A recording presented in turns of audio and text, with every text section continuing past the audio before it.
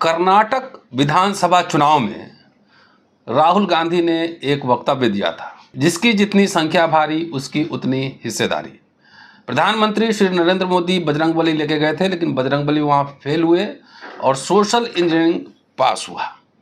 उत्तर भारत में जब पिछड़े राजनीति की बात करते हैं तो अमूमन जो फोर फ्रंट पे आता है वो यादव राजनीति। तो राजनीतिक रूप से यादव उत्तर भारत में काफ़ी सक्रिय हैं, विशेष रूप से बिहार और उत्तर प्रदेश में, और लंबे समय तक शासन में भी रहे और उनके खिलाफ बहुत तरह की साजिशें भी रची गई। आजकल दक्षिण भारत में पिछले कई महीनों से यादव महासभा एक्टिव है। आंध्र प्रदेश, तेलंगाना और तमिलनाडु में लाखों की संख्या में यादवों की सभा हुई। यादव महासभा सामाजिक चेतना और राजनीतिक चेतना का बहुत ही तीव्र गति से विस्तार हो रहा है और एक तरीके से उत्तर और दक्षिण की जो खाई है वो खाई खत्म होती जा रही है। दोस्तों, रतन लाल बोल रहा हूं और आप देख रहे हैं अम्बेडकरनामा। मेरे साथ इस प्रोग्राम में डॉक्टर सूरज मंडल हैं, दिल्ली यूनिवर्सिटी के श्रद्धानंद कॉलेज में पढ़ाते हैं और लेट बीपी मंडल साहब के ग्रैंडसन हैं, मंडल कमीशन। आजकल दक्षिण भारत के हर इस तरह के बैकवर्ड क्लासेस यादव कम्युनिटी के प्रोग्राम में बतौर चीफ गेस्ट वहाँ पर शिरकत कर रहे हैं, जा रहे हैं। इनसे समझने की कोशिश करेंगे, क्योंकि अब तक बैकवर्ड पॉलिटिक्स थी, साउथ का साउथ में, नॉर्थ का नॉर्थ में। तो क्या इस समय डिजिटल वर्ल्ड में क्या दोनों का जो गैप है वो खत्म हो रहा है? यादव चेतना वहाँ किस तरीके से है? क्योंकि यहाँ नॉर्थ में तो यादव चेतना जो है अभी इंडिया के साथ है, लार्जली जो है सेकुलर मोर्चा के साथ है। दक्षिण भारत में क्या स्थिति है, ये समझने की कोशिश करेंगे इस एपिसोड में। स्वागत है सूरज जी। नमस्कार। ये नमस्कार जी, बताएं। जय भीम, जय मंडल। जय भीम, जय मंडल। जय पेरियार। जय पेरियार जी। सनातन धर्म का जब बात आता है तो उसका अलग अलग व्याख्या होता है। कृष्ण की भी व्याख्या अलग अलग हुई है। एक फर्जी कैरेक्टर सुदामा करके, और सुदामा के नाम पर क्या तो पूरा का पूरा एक समाज, एक ब्राह्मण समाज के समक्ष नतमस्तक हो जाए, उस तरह की जो वैचारिकी है वो वैचारिकी काफ़ी फैल रही है। लेकिन इसके विपरीत जो यादव महासभाएं भी जो पहले सिर्फ यादवों की बात करती थी, उसके विपरीत आज वो पिछड़े वर्ग के संदर्भ में अपनी मांगे रख रही है। उनकी जो मांगे हो रही है वो ये हो रही है कि जाति जनगणना कराओ। अभी जो सभा हुई त्रिची में, जिसमें मैं समझता हूँ 8-10 लाख लोग उपस्थित थे, और आप स्क्रीन पे आप देख रहे होंगे वो क्लिपिंग्स वीडियो, और उसमें मैं भाषण भी दिया और लगभग ये सर्वसम्मति से तय किया गया कि पूरे भारत में इस पर जोर लगाया जाए कि जाति जनगणना हो, उसके साथ मंडल कमीशन पूरी तरह लागू की जाए। तो ये तो सिर्फ महज एक जाति की नहीं है, ओबीसी एक पूरे समुदाय, या कहिए जो शरद जी बराबर कहते थे कि जाति से जमात की राजनीति, तो यहाँ जमात की राजनीति, जमात की मांग हो रही है। और तमाम जो वक्ता थे वहाँ, चाहे वो उत्तर से थे या दक्षिण से थे, वो इस बात पर सहमत थे। तो और इसके साथ साथ आपने नाम लिया तेलंगाना का।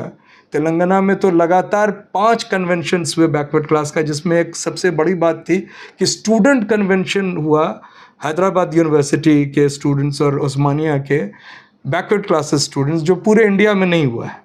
और वहाँ भी जो मांगे थी, वो मांगे जो थी वो सिर्फ ये नहीं थी कि बैकवर्ड क्लास को आप हक दीजिए, वो ये भी थी कि रोहित वेमुला जैसे कांड जो हो रहे हैं उसका पुनरावृत्ति नहीं हो। वो क्यों हो रहा है, और इस पर जो है पूरी की पूरी सामाजिक चेतना बढ़े और लोग इस पर आगे आए, चाहे वो पिछड़े वर्ग के हो या दलित समुदाय के हो। तो ये बात मुझे लगा कि एक नए भारत और नए संदर्भ में ये आ रहा है।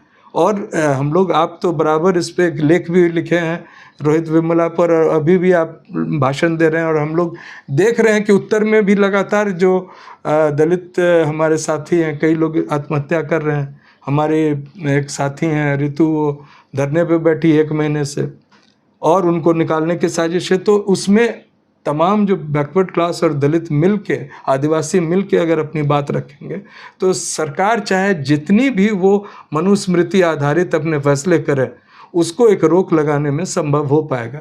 और मैं समझता हूँ उत्तर दक्षिण की राजनीति का एक मिलन और मांगों का मिलन और एक सामाजिक रूप से बहुजन समाज का मिलन एक बड़ी बात हो रही है, और इस बात से भाजपा और आरएसएस को डरने की ज़रूरत है। आपने कृष्ण का नाम लिया तो कृष्ण को जो है ना एक यादवों का देवता बनाया गया है, दक्षिण में भी है बिल्कुल और उत्तर में भी है। लेकिन अगर इतिहास और माइथोलॉजी देखेंगे तो कृष्ण एक नहीं है, कृष्ण की परंपरा है, कई कृष्ण हैं। और जो कृष्ण हम लोग समझते हैं इतिहास में वो गोपालक है, गोपालक, और एक इंद्र से युद्ध भी हो रहा है कृष्ण का। कई रेफरेंस हमने पहले भी दिए हैं आपके फेसबुक पोस्ट पे।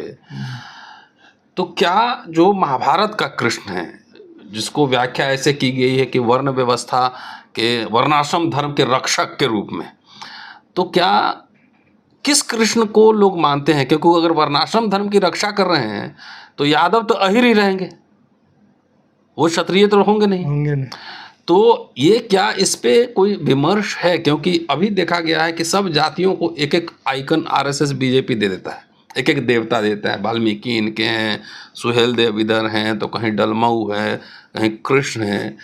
तो as a student of history जो हमने पढ़ा है कि कृष्ण की परंपरा है, एक कृष्ण नहीं है। महाभारत का कृष्ण जो है वो वर्णाश्रम धर्म का रक्षक कृष्ण है, और उसके पहले का जो कृष्ण है वो पशुपालक है, वो इंद्र से लड़ाई कर रहा है।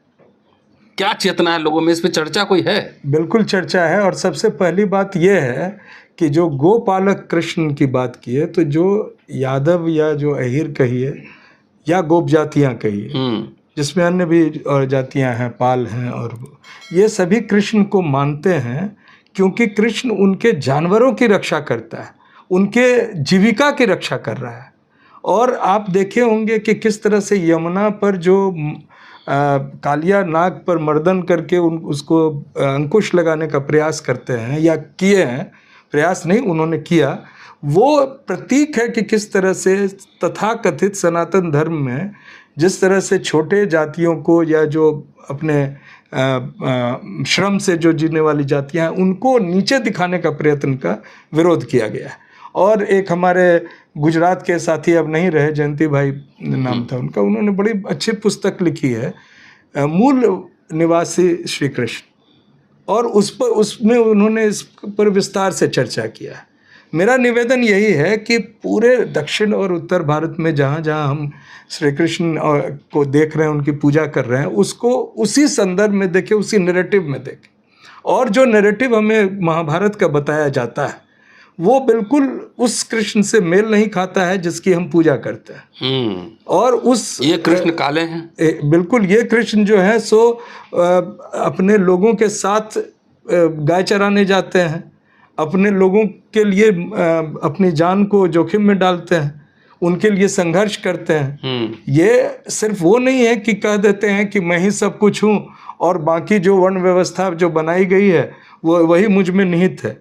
चूंकि ये आप वहाँ उसमें कह रहे हैं कि भाई हमारा काम वर्णाश्रम धर्म की रक्षा हाँ, ये बिल्कुल जब धर्म की हानि, मतलब वर्णाश्रम धर्म की हानि होगी तब तक मेरा उदय होगा। और ये देखिए इसमें विडंबना क्या है, जो क्षत्रिय अपने आप को घोषित करते हैं कई यादव, उनको तो आप देखते हैं कि जैसे हमारे साथ बड़े हमारे भाई जो है अखिलेश जी, वो जब छोड़ते हैं घर तो उसका शुद्धिकरण किया जाता है। तो आपको सामाजिक दृष्टिकोण से किस सर्टिफिकेट के साथ देख रहे हैं आप मत मानिए, लेकिन आपको देखा कैसे जा रहा है वो समझिए। सनातन धर्म और हिंदू धर्म का सर्टिफिकेट कौन इशू करता है? वो तो ब्राह्मण इशू करता है। और उसके बाद देखिए ये जो क्षत्रिय कहलाने की परंपरा है, जो कुर्मी क्षत्रिय भी लिखते हैं और कई लोग, अब तो ये भी आ गया है कि पासवान क्षत्रिय, पासी क्षत्रिय, जो सब क्षत्रिय सर्टिफिकेट होलसेल में बट रहा है। हाँ, ब्राह्मण नहीं बट रहा है। हाँ, वो क्यों बट रहा है उसका आपने बड़ी अच्छा उल्लेख किया था कि अब जो धर्म की रक्षा करेगा तो जो उनके जो क्षत्रिय थे वो तो चले गए विदेश पढ़ने के लिए, उनके बच्चे अब ऐसे हो गए हैं कि जिनको धर्म से कोई मतलब नहीं। धर्म की रक्षा तो कौन बहुजन करेंगे, जो पिछड़े, अति पिछड़े और दलित हैं, तो उनको ये सर्टिफिकेट दे दो। और कलवार क्षत्रिय भी है जी, तो ये परंपरा है क्षत्रिय। हाँ, लेकिन ये दक्षिण भारत में इस पर बहुत क्लियर कट स्टैंड है, और उनका ये मानना है कि जो, और देखिए इसमें विडंबना और क्या है, 70 साल हो गए हैं आज़ादी के।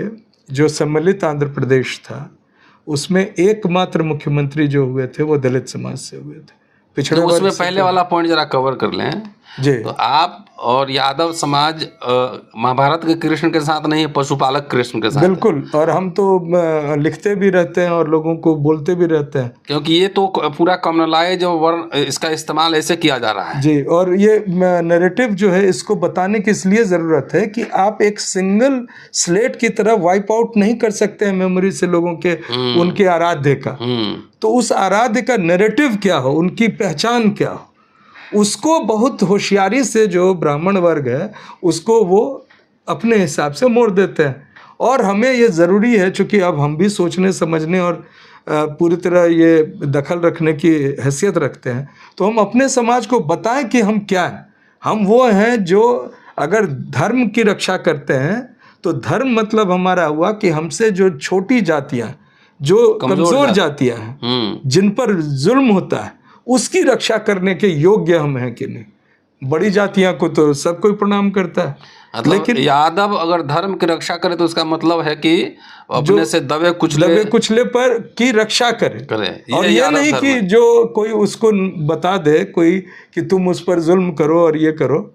और देखिए, तमाम जो देहातों में जो संघर्ष होता है जमीन को लेके और गाय मवेशी को लेकर, इसमें अक्सर देखा जाता है कि सामने तो रहते हैं बैकवर्ड क्लास के लोग, लेकिन पीछे से उसका जो इस्तेमाल किया जाता है वो अन्य जो सवर्ण वर्गों द्वारा किया जाता है। यादव लोग ये बात समझ रहा है। अब हम तो समझाने के प्रयत्न में कर रहे हैं, और इसको समझने में ये डॉक्टर साहब इतनी आसानी से लोग समझ जाएं ये ज़रूरी नहीं है। इसको हमारी हैसियत जितनी है उतना हम समझा रहे हैं। लगातार हैमरिंग करते हैं, लगातार हैमरिंग करना है। और दूसरी बात, हमारे बड़े नेताओं को इस पर स्टैंड लेना पड़ेगा, जिनकी जो पहुंच है बहुत अधिक है, जिनके लोग बहुत अधिक।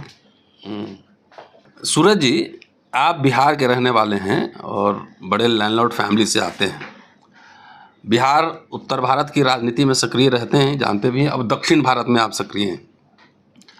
दोनों जगह राजनीतिक और सामाजिक चेतना में क्या सिमिलरिटी है और क्या डिफरेंसेस है? देखिए, सिमिलैरिटी ये है कि दोनों जगह जो है सो प्रभावित हैं जो बैकवर्ड क्लास और दलित हैं, उनकी जो ताकत है, उनका जो एकता है, उसमें कमी रहती है।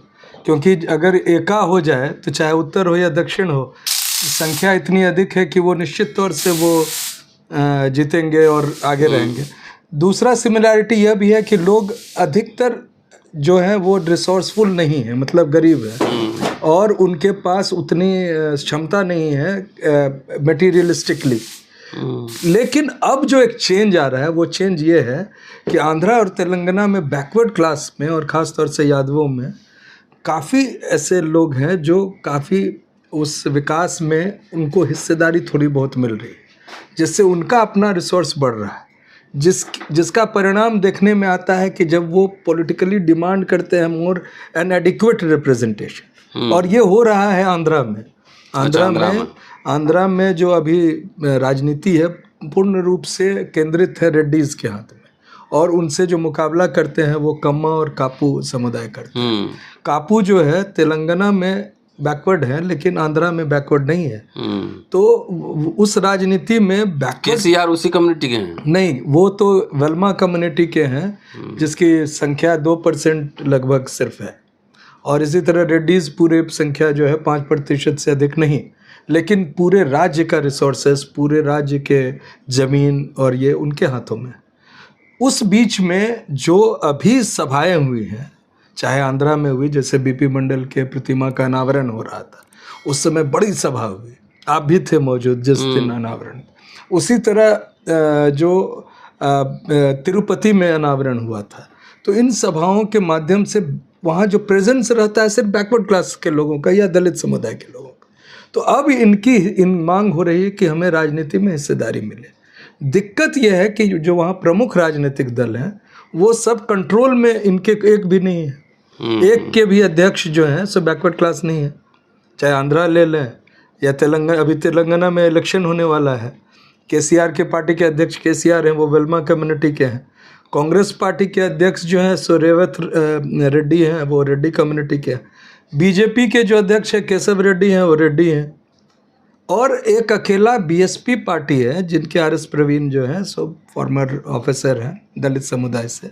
लेकिन एक थोड़ी सी दिक्कत उसमें है कि उन पर तो लोगों का बहुत विश्वास है, लेकिन बसपा के कुल मिला के जो वातावरण है उसमें जो दलित समुदाय का पूरा विश्वास अगर हो जाए तो वो भी बहुत अच्छा करेंगे, लेकिन वो हो नहीं पा रहा है, वहाँ दिक्कतें आ रही हैं। और बैकवर्ड क्लास तो ज़ीरो है वहाँ। आपको आश्चर्य होगा यादव तो बैकवर्ड क्लास में ही है ना वहाँ। जी, यादव हैं, जैसे यहाँ अखिलेश यादव या तेजस्वी यादव है, लालू प्रसाद यादव है, अग्रेसिव है पॉलिटिक्स में। पॉलिटिकल वहाँ नेतृत्व की कमी है। अच्छा, वहाँ नेतृत्व की बिल्कुल कमी है। तेलंगाना में जो प्रमुख यादव नेता थे जो एनटीआर के समय में कैबिनेट मंत्री थे, कृष्णा यादव, उनको एक तरह से राजनीति में साजिशन साइड कर दिया गया है। दूसरे जो हैं जो केसीआर की पार्टी में है वो कुछ बोलते नहीं है। कांग्रेस पार्टी में जो अंजय यादव या जो भी हैदराबाद से सांसद थे, उन लोग का केंद्र बैकवर्ड क्लास राजनीति नहीं होकर वो अपने और अपने परिवार के लिए राजनीति करते हैं। यहाँ जो भी पार्टी, और अभी चुनाव होने वाला है, मैं अम्बेडकर नामा के माध्यम से तेलंगाना में जो हमारे साथी हैं उनसे अनुरोध फिर करता हूँ कि बैकवर्ड क्लास और दलित का जो एक साथ आना और आदिवासी का, जो कि 11 अप्रैल को जो बैकवर्ड क्लास पॉलिटिकल फ्रंट बना था जिसमें तमाम छोटे छोटे दल साथ आए थे, अगर वो होंगे तो निश्चित तौर से 20-25 सीटें वो जीत लेंगे। ये मेरा अपना विश्वास है और मैं अपील करता हूं उनको कि वो साथ आएँ। तो मैं क्या ये समझा जाए कि जो पिछड़ी पॉलिटिक्स है या यादव पॉलिटिक्स कह लीजिए, वहाँ तो लोग संगठित हो रहे हैं, संसाधन भी है, पैसा भी है। नॉर्थ में राजनीतिक चेतना ज़्यादा है, वहाँ संसाधन और सामाजिक चेतना बढ़ रही है। तो क्या इसका एक पैन इंडियन अम्ब्रेला बनेगा और उसमें क्या ये यादव महासभा या बैकवर्ड क्लासेस मीटिंग हो रही है, तो एक तरह से ये अति पिछड़े और दलित के प्रोटेक्टर बन के उभरेंगे या क्या आपको लग रहा है? देखिए, ये जो भी पैन इंडिया बन रहा है इसमें सोशल मीडिया का बहुत बड़ा योगदान है। आप जैसे चैनल्स जो हैं यूट्यूब और दूसरे मीडियम से पूरे नॉर्थ और साउथ के लोग जुड़ गए हैं, बैकवर्ड क्लासेस के जुड़ गए हैं। और बैकवर्ड क्लासेस का मतलब ही होता है जिसमें SC ST एंड OBC, जो सिर्फ OBCs को वहाँ BCs कहते हैं। तो वो राजनीति नहीं चल रही है यहाँ, पूरे बैकवर्ड क्लासेस को साथ में लाने की राजनीति चल रही है। और उसमें जो आप जानते हैं कि समुदायों के बीच में थोड़ी बहुत कॉन्फ्लिक्ट रहता है और आपस में नेतृत्व में एक जो कम्युनिटी है उसमें भी नेतृत्व के लिए काफ़ी जद्दोजहद होती है। लेकिन बावजूद इसके वो अगर कोई पार्टी, और मैं तो समझ रहा था कि कांग्रेस पार्टी उस दिशा में काम करेगी जैसे कर्नाटक में उन्होंने काम किया, अगर तेलंगाना में करेंगे निश्चित तौर से पावर में आएंगे। लेकिन वो उनकी सोच जो है वही रेड्डी के 42 सीट केसीआर की पार्टी ने रेड्डियों को दिया है और इन कांग्रेस पार्टी ने 45 में दिया है। खाली रेड्डीज वर्सेस रेड्डीज हो रहा है। और उसमें जो है जो कांग्रेस जिन सीटों पर जीत सकती है वहाँ वो दूसरे कम्युनिटी को दे ही नहीं रहे, उनको एक तरह से साइडलाइन किया जा रहा है। और डॉक्टर साहब एक बहुत बड़ी बात है, पैन इंडिया आपने कहा, मेरी अपनी समझ है कि अगर एक भी पार्टी बैकवर्ड क्लासेस का पैन इंडिया पार्टी हो वास्तव में, जैसे एक समय में बसपा ने उस दिशा में कदम बढ़ाया था काशीराम जी के नेतृत्व में, वैसा कोई अम्ब्रेला हो तो उसको भारत में सत्ता में आने से कोई रोक नहीं सकता है। उस लेवल का कॉन्शियसनेस तमिलनाडु से लेकर हरियाणा तक और इधर आप देख रहे हैं आसाम से लेकर पूरे, आप तो जाते हैं दक्षिण भारत में। जी, और उत्तर भारत के लीडर्स नहीं जा पाते हैं। नहीं, इनके प्रायोरिटी में वो है ही नहीं। सामाजिक चेतना और सामाजिक संघर्ष काशीराम जी जैसे नेता समझते थे और वो ये भी समझते थे कि कैसे जोड़ा जाए विभिन्न समुदायों को, और उसके लिए उन्होंने एक पैटर्न बनाया जिसको दुखद रूप से RSS फॉलो कर लेती है, BJP फॉलो कर लेती है, लेकिन हमारे जो बैकवर्ड नेता हैं या दलित नेता हैं वो फॉलो करके उसको आगे नहीं बढ़ रहे हैं। और हम समझ रहे हैं कि उनको एक पूरे, और सबसे बड़ी बात है देखिए कैसे आप राजनीति कर रहे हैं। DMK पार्टी ने काफ़ी हद तक BJP के लाइंस पर अपने आप को संगठित किया है। उनकी जो व्यवस्थाएं हैं, उनका जो सिस्टम है वो बहुत ही फुल प्रूफ है। उनके यहाँ वॉर रूम होता है, उनके यहाँ रिस्पॉन्सिबिलिटीज़ है, मीटिंग्स होती है। और ये आप बाकी नॉर्थ इंडियन पार्टीज को देख लें, उसमें तो मुख का कानून चलता है कि जो बड़े नेता के मुख से। अंतिम सवाल, आप लोग जैसे एक्टिविस्ट जो है लगातार बैकवर्ड क्लासेस को एक करने की कोशिश कर रहे हैं, लेकिन रोहिणी का जो कमीशन था उसका रिपोर्ट पेश हो गया है, अभी स्पेशल सेशन होने वाला है पार्लियामेंट का, तो क्या सरकार ओबीसी के बीच में बंटवारा करना चाहती है? सरकार तो चाहती है, और सरकार से मेरा प्रश्न ये है कि आपने मुकम्मल रूप से तो दिया ही नहीं है। तमाम आरटीआई कहते हैं कि बैकवर्ड क्लास का रिप्रेजेंटेशन 12% से ऊपर नहीं है कहीं, जो 27 भी मिनिमम होना चाहिए। और इस बात को समझते हुए जो अपोजिशन लीडर्स हैं, खासतौर से जो बैकवर्ड क्लासेस की राजनीति कर रहे हैं, वो उस तरह से नैरेटिव अपना बनाते हैं कि जैसे बीजेपी एक प्रश्न छोड़ती है उसका जवाब वो ढूंढने में लग जाता है। मेरा निवेदन था कि आज जाति जनगणना पर अगर राष्ट्रीय स्तर पर एक मजबूत तरीके से आंदोलन होता तो भारतीय जनता पार्टी को जवाब देने की नौबत आती, और जिसका जवाब उसके पास नहीं था, क्योंकि वो शुरू से ही वो एक सवर्ण पार्टी के रूप में है। वो चाहे कितना भी वो आवरण ओढ़ ले, वो मनुवादी हैं, वो सवर्ण राजनीति करते हैं और बैकवर्ड और दलितों को सिर्फ इस्तेमाल करते हैं, ये बात दिख जाती। लेकिन वो कर नहीं रहे हैं। और दो मुद्दे ऐसे हैं, दलित और पिछड़ों के कंधों पे जो है ना हिंदू राष्ट्र की पालकी ढोवाना चाहते हैं। नहीं, वो तो हमारे नेता क्या कर रहे हैं? क्या उन्होंने जाति जनगणना पर राष्ट्रव्यापी आंदोलन के लिए कोई प्रयास किया? अरे उनको छोड़िए, सोनिया गांधी ने चिट्ठी लिखा है, अभी 9 पॉइंट उन्होंने डाले हैं, उसमें जाति जनगणना टॉप पे है। अच्छा, मैं तो सिर्फ आपको याद दिलाना चाहता हूं कि जब दिल्ली यूनिवर्सिटी में 200 पॉइंट रोस्टर के विरुद्ध जो आंदोलन हो रहा था, 13 पॉइंट रोस्टर के विरुद्ध और 200 पॉइंट रोस्टर पुनः लागू करने के लिए, जिसमें आपने कॉल दिया था संविधान बचाओ संघर्ष समिति की तरफ से, हमारे तमाम जो शिक्षक हैं सभी लोग जुड़े हुए थे, और जिसमें किसी को उसमें ऐतराज नहीं था। ये बात थी कि कॉल कौन देगा भारत बंद का, कहीं वो फेल नहीं हो जाए। और संविधान बचाओ संघर्ष समिति की तरफ से आज भी मैं शुक्रगुजार हूँ कि आपने वो इनिशिएटिव लिया और आपने कॉल दिया, जिसके संदर्भ में पूरे भारत में एकता दिखी, दलितों और पिछड़ों की, और ख़ासतौर से शैक्षिक जगत से जुड़े हुए लोगों की। और उस चीज़ में हम कामयाब हुए। प्रकाश जावड़ेकर को उसी दिन 5 मार्च को 4 बजे शाम को कहना पड़ा कि हम इसको विड्रॉ कर लिए। जाति जनगणना में आसानी से हो सकती है। और अगर राजनीतिक दलों को लगता हो कि उनके कॉल को प्रॉपर रिस्पांस नहीं मिले, तो सामाजिक संगठन हम तैयार खड़े हैं।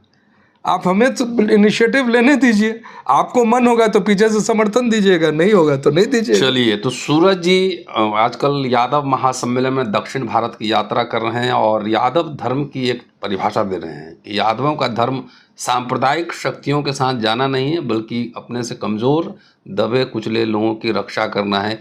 यही यादव धर्म है। देखते रहिए अम्बेडकरनामा, जल्दी मिलता हूँ। शुक्रिया।